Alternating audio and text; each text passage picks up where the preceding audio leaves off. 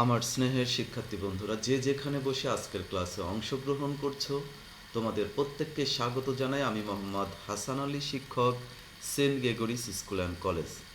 শিক্ষার্থী বন্ধুরা, তোমাদের নিশ্চয় মনে আছে আমরা বায়োলজির কোন অধ্যায় নিয়ে কথা বলছিলাম? নবম দশম শ্রেণীর শিক্ষার্থী বন্ধুরা, আমরা বায়োলজির জীবপ্রযুক্তি অধ্যায় নিয়ে কথা বলছিলাম।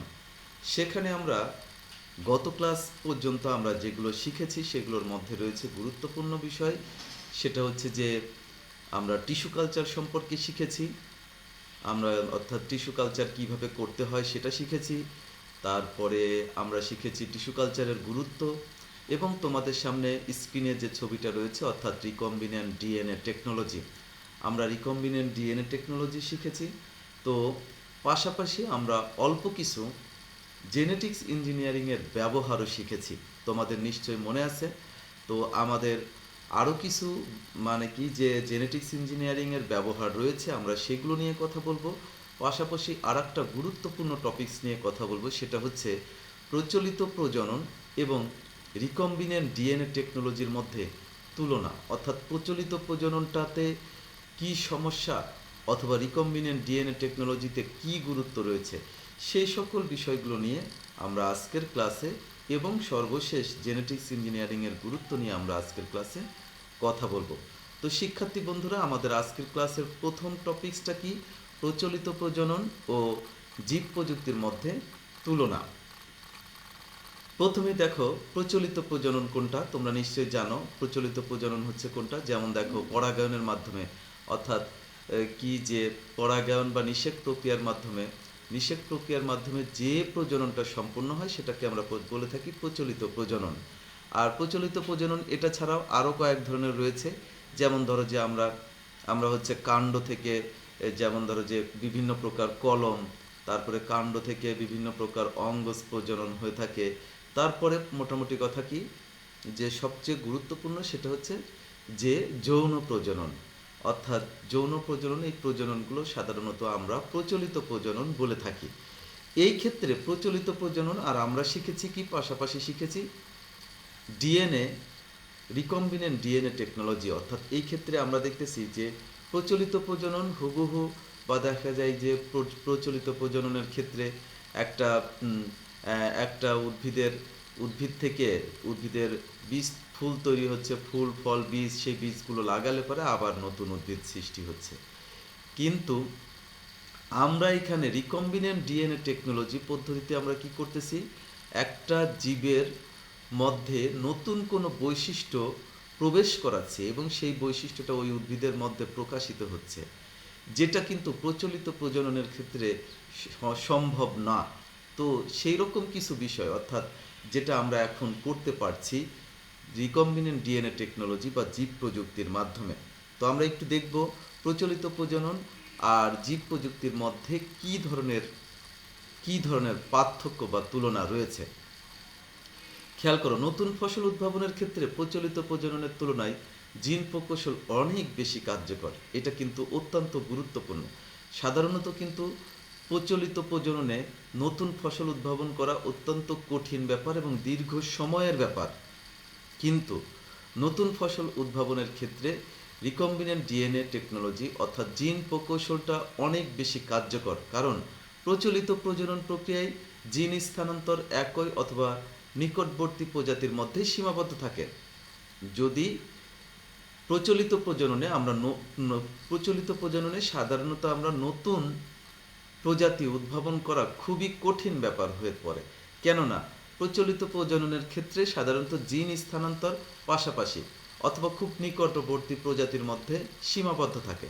যেমন আমরা যদি বলি যে আম, জাম বা কাঁঠাল, এগুলোর ক্ষেত্রে আমরা যদি চিন্তা করি, তো সেই ক্ষেত্রে দেখব যে যদি আম গাছের বিভিন্ন আমের জাত রয়েছে, তো সেই জাতগুলোর মধ্যে এই যে বিভিন্ন আমের জাত, এই জাতগুলোর মধ্যে অর্থাৎ কাছাকাছি বা নিকটবর্তী যে সকল জাতগুলো রয়েছে সেইগুলোর মধ্যে প্রচলিত প্রজনন সম্ভব। কিন্তু দূরবর্তী যে জাতগুলো রয়েছে, অর্থাৎ যেগুলোর সাথে অন্য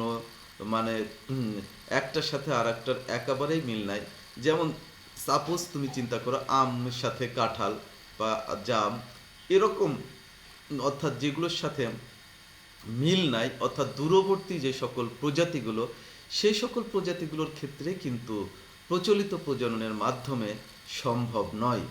তো সেই জন্য প্রচলিত প্রজনন প্রক্রিয়ায় জিন স্থানান্তর শুধুমাত্র একই অথবা খুব নিকটবর্তী প্রজাতির মধ্যেই সীমাবদ্ধ থাকে।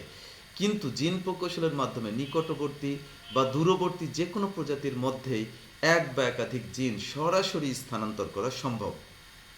বুঝতে পারতেছো বিষয়টা?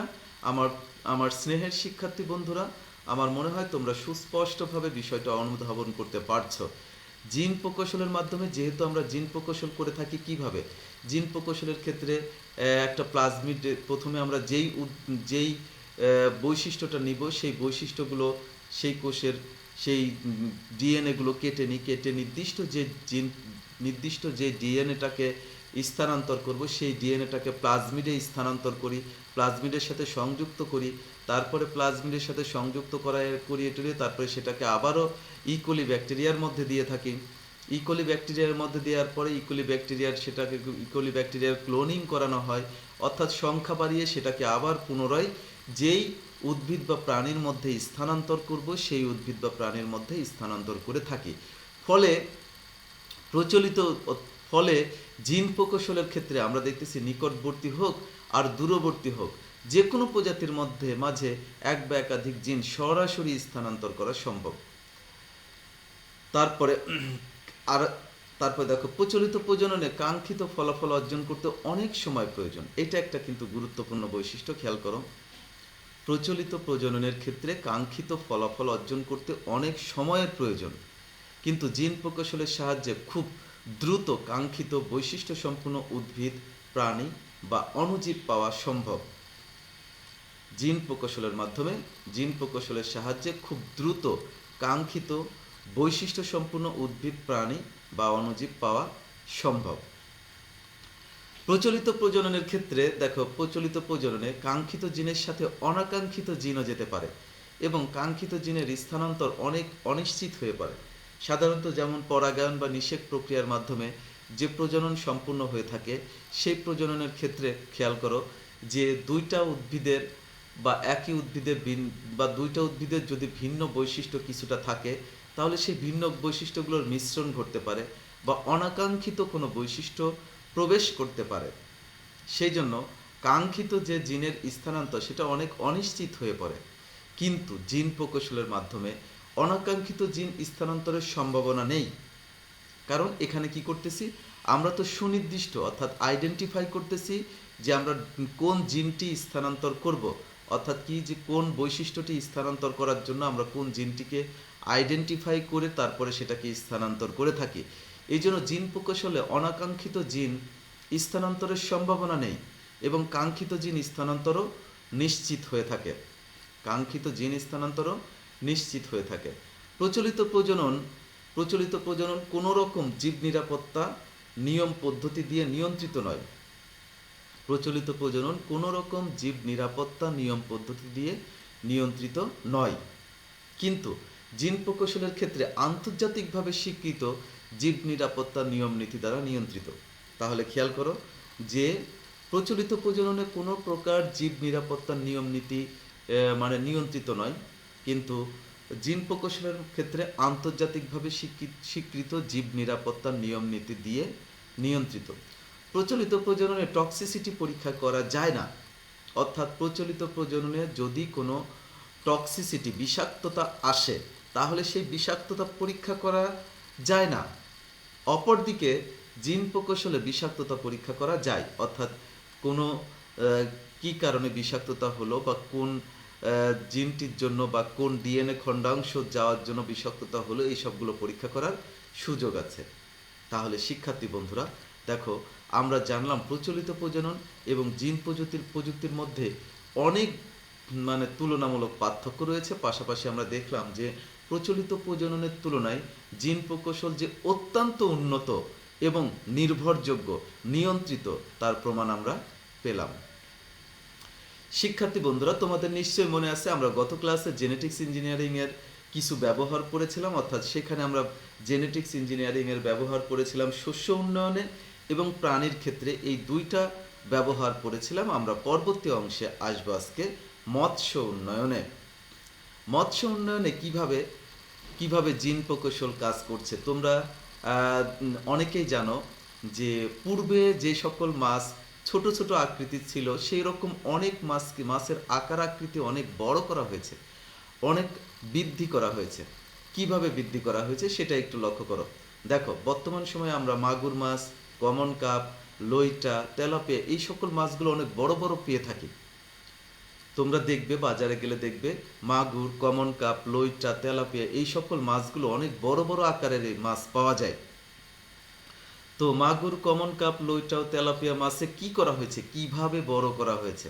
এই সকল মাছগুলোতে স্যামন মাছের দৈহিক বৃদ্ধির হরমোনের জিন, অর্থাৎ স্যামন মাছে দৈহিক বৃদ্ধির হরমোনের জন্য যেই জিনটা নিয়ন্ত্রিত, অর্থাৎ স্যামন মাছের যেই জিনটা হরমোন উৎপাদন করে স্যামন মাছের দৈহিক বৃদ্ধি ঘটায়, সেই জিনটা আমরা স্যামন মাছ থেকে স্থানান্তর করেছি কোথায়? তেলাপিয়া, লইটা, কমন কাপ, মাগুর এই সকল মাছগুলোতে আমরা কি করেছি? স্থানান্তর করেছি। এবং স্থানান্তর করে আমরা দেখো বর্তমান সময়ে এই কি করেছি যে এই সকল মাছের প্রায় 60% বড় করা সম্ভব হয়েছে। তার মানে দেখো, প্রায় 60% মতো, অর্থাৎ যতটুকু আকৃতি তার থেকে প্রায় 60% মতো বড় করা সম্ভব হয়েছে। তার মানে খেয়াল করো, আমরা যে এখন মাগুর, কমন কাপ, লইটা বা তেলাপিয়া এই যে বড় বড় জাত পেয়ে থাকি, সেগুলো আসলে কি? জীব প্রযুক্তিরই অবদান। চিকিৎসা ক্ষেত্রে গুরুত্বপূর্ণ বিষয়, খেয়াল করো, চিকিৎসা ক্ষেত্রে জীব প্রযুক্তির অত্যন্ত গুরুত্বপূর্ণ। অর্থাৎ চিকিৎসা ক্ষেত্রে কিন্তু জীব প্রযুক্তি যেমন গুরুত্বপূর্ণ প্রভাব ফেলেছে, ঠিক তেমনি বিভিন্ন গুরুত্বপূর্ণ কার্যাবলী সম্পূর্ণ করে আসছে। দেখো, সবচেয়ে গুরুত্বপূর্ণ কয়েকটা উদাহরণ রয়েছে। যেমন দেখো, জেনেটিক পরিবর্তনের মাধ্যমে ইস্ট নামক ছত্রাক থেকে হ্যাপাটাইটিস বি ভাইরাসের ঔষধ ইন্টারফেরন তৈরি করা হয়েছে। খেয়াল করো, হ্যাপাটাইটিস বি ভাইরাসের ঔষধ ইন্টারফেরন তৈরি করা হয়েছে জেনেটিক পরিবর্তনের মাধ্যমে। জেনেটিক পরিবর্তনের মাধ্যমে তাহলে কি? হ্যাপাটাইটিস বি ভাইরাসের ঔষধ ইন্টারফেরন তৈরি করা হয়েছে। আর একটা গুরুত্বপূর্ণ জিনিস দেখো, মানবদেহের ইনসুলিন তৈরির জিন ব্যবহার করে। মানবদেহের ইনসুলিন আমরা জানি যে আমাদের আইলেটস অফ ল্যাঙ্গারহ্যান্স, অর্থাৎ আমাদের আইলেটস অফ ল্যাঙ্গারহ্যান্স গ্রন্থি থেকে নির্গত হয় ইনসুলিন। এবং এই ইনসুলিন কি কাজ করে? ইনসুলিন আমাদের দেহের গ্লুকোজের পরিমাণ নিয়ন্ত্রণ করে, অর্থাৎ আমাদের শরীরের আমাদের রক্তের গ্লুকোজের পরিমাণ নিয়ন্ত্রণ করে থাকে।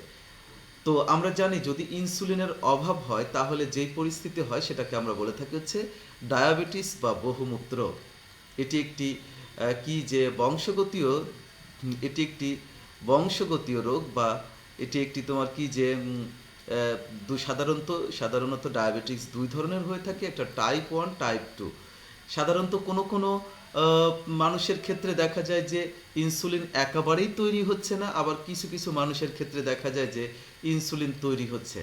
তো এই সকল মানুষের দেহে পর্যাপ্ত পরিমাণ ইনসুলিন তৈরির জন্য ইনসুলিন তৈরি হয় না বিধায় তাদেরকে কি করতে হয়? নিয়মিতভাবেই ইনসুলিন বাহ্যিকভাবে গ্রহণ করতে হয়। তো সেই ইনসুলিন আমরা কিভাবে তৈরি করেছি দেখো, মানবদেহের ইনসুলিন তৈরির জিন ব্যবহার করে আমরা জেনেটিকভাবে ইকোলি ব্যাকটেরিয়া মানে কি? ইশ্চেরিয়াচিয়া কোলি ব্যাকটেরিয়া, মানবদেহের জিন ব্যবহার করে যে মানবদেহের ইনসুলিন তৈরির জিন আমরা কোথায় ব্যবহার করেছি? ইশ্চেরিয়াচিয়া কোলি ব্যাকটেরিয়া এবং ইস্টে, এই দুইটা, একটা ব্যাকটেরিয়া এবং একটা ছত্রাক থেকে আমরা বাণিজ্যিকভাবে ইনসুলিন তৈরি করতেছি, যা মানুষের বহুমূত্র ও ডায়াবেটিক্স রোগের চিকিৎসায় ব্যবহৃত হচ্ছে। খেয়াল করো, এই যে একটা জটিল রোগ যেটা হচ্ছে ডায়াবেটিস বা বহুমূত্র, সেই ডায়াবেটিস বা বহুমূত্রের জন্য কি দরকার হয়? ইনসুলিন তৈরি হয়। আমরা কিন্তু সেই ইনসুলিন তৈরি করতে সমর্থ হয়েছি কিভাবে? ইনসুলিন তৈরির জিনটি ইকোলি ব্যাকটেরিয়া এবং ইস্টে ব্যবহার করে বাণিজ্যিকভাবে আমরা ইনসুলিন তৈরি করে যে সকল মানুষের ইনসুলিন দরকার তাদের দেহে ইনসুলিন দেয়া হচ্ছে। জেনেটিকভাবে পরিবর্তিত এই ইকোলি ব্যাকটেরিয়া এবং ইস্ট দেখো, জেনেটিকভাবে পরিবর্তিত ইকোলি ব্যাকটেরিয়া এবং ইস্ট থেকে মানব বৃদ্ধির হরমোন এবং granulocyte, macrophage stimulating factor, colony উদ্দীপক উপাদান ইত্যাদি তৈরি করা হচ্ছে। অর্থাৎ জেনেটিকভাবে পরিবর্তিত করে ইকোলি ব্যাকটেরিয়া এবং ইস্ট থেকে মানব বৃদ্ধির যে হরমোন, মানব বৃদ্ধির হরমোন অর্থাৎ গ্রোথ হরমোন, তারপরে দেখো granulocyte, macrophage stimulating factor colony উদ্দীপক, এই সকল উপাদানগুলো তৈরি করা হচ্ছে কিভাবে? জেনেটিকভাবে পরিবর্তিত করে। এগুলো কি করা হচ্ছে? এগুলো কোথায় ব্যবহার করা হচ্ছে? যেমন মানব বৃদ্ধির হরমোন, এগুলোকে আমরা ব্যবহার করতেছি কোথায়? স্বাভাবিকভাবে খাটো হওয়া রোগ অর্থাৎ অস্বাভাবিকভাবে যারা খাটো তাদের ক্ষেত্রে, তাদের ক্ষেত্রে আমরা কি করতেছি? এই যে বৃদ্ধি হরমোনগুলো, সেই বৃদ্ধি হরমোনগুলো ব্যবহার করে তাদেরকে কি করা হচ্ছে? স্বাভাবিক বা লম্বা করা হচ্ছে। তাছাড়া পাশাপাশি granulocyte, macrophage stimulating factor, colony উদ্দীপক উপাদানগুলো ব্যবহার করে ভাইরাসজনিত রোগ, ক্যান্সার, এইডস ইত্যাদির চিকিৎসা করা সম্ভব হচ্ছে। তাহলে শিক্ষার্থী বন্ধুরা লক্ষ্য করে দেখো, আমরা দেখতেছি চিকিৎসা ক্ষেত্রে এই যে জীব প্রযুক্তির অবদান অত্যন্ত গুরুত্বপূর্ণ এবং চিকিৎসা ক্ষেত্রে জীব প্রযুক্তির বিভিন্ন পদ্ধতির উন্নয়ন বর্তমান সময়ে চলছে।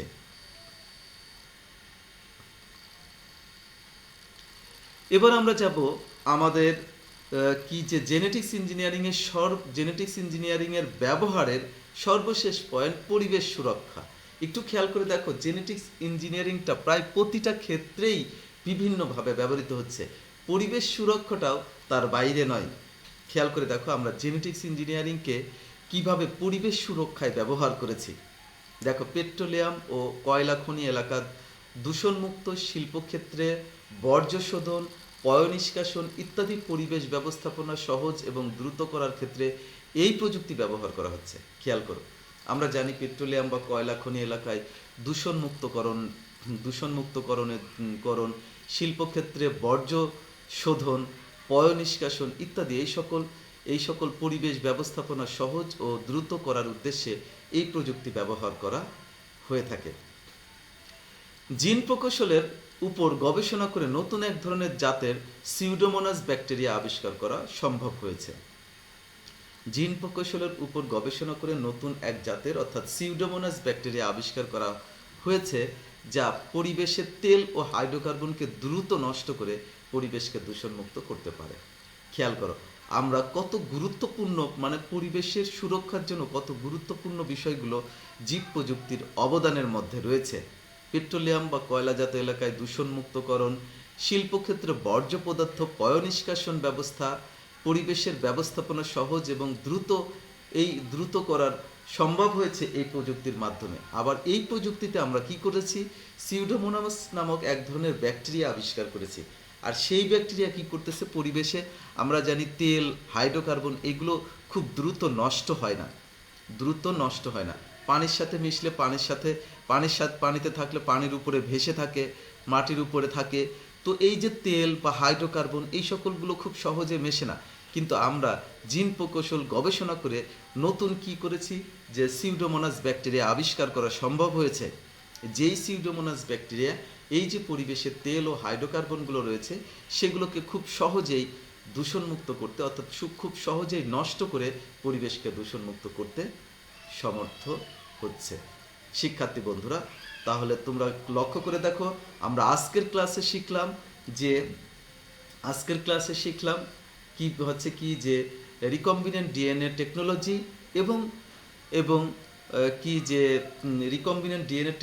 এবং প্রচলিত প্রজননের মধ্যে কি ধরনের তুলনা রয়েছে। অর্থাৎ আমরা সেখানে দেখেছি যে রিকম্বিনেন্ট ডিএনএ টেকনোলজিটা সবচেয়ে বেশি উন্নত এবং তাতে বিভিন্ন প্রকার টক্সিসিটি বা বিভিন্ন বৈশিষ্ট্যগুলো খুব সহজেই স্থানান্তর করা সম্ভব। পাশাপাশি জেনেটিক্স ইঞ্জিনিয়ারিংয়ের বিভিন্ন ধরনের ব্যবহার গত ক্লাস এবং আজকের ক্লাস মিলে সম্পূর্ণ করেছি। তাহলে শিক্ষার্থী বন্ধুরা, আমরা কি করেছি? আমরা জীব প্রযুক্তি অধ্যায়টা মোটামুটি আলোচনা করে শেষ করেছি। পরবর্তী ক্লাসে আমরা আসব এই অধ্যায়ের সৃজনশীল প্রশ্নগুলো নিয়ে, অবজেক্টিভ প্রশ্নগুলো নিয়ে আমরা কথা বলবো। আজ তাহলে এ পর্যন্তই। সবাই ভালো থাকবে, সুস্থ থাকবে এবং নিয়মিতভাবে ক্লাস করবে। খোদা হাফেজ।